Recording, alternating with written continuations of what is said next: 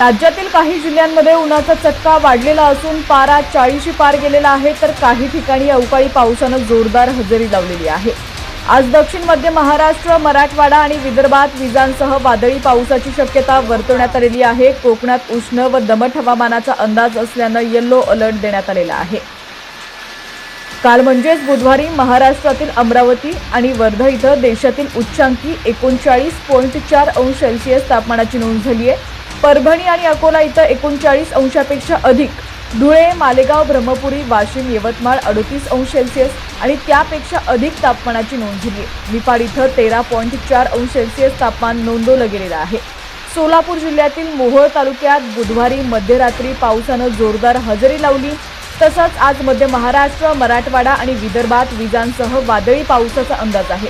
तसंच कोकणातील ठाणे, मुंबई, रायगड, रत्नागिरी या जिल्ह्यात उष्ण लाटेचा व दमट हवामानाची स्थिती असल्यानं हवामान विभागानं येलो अलर्ट दिलेला आहे।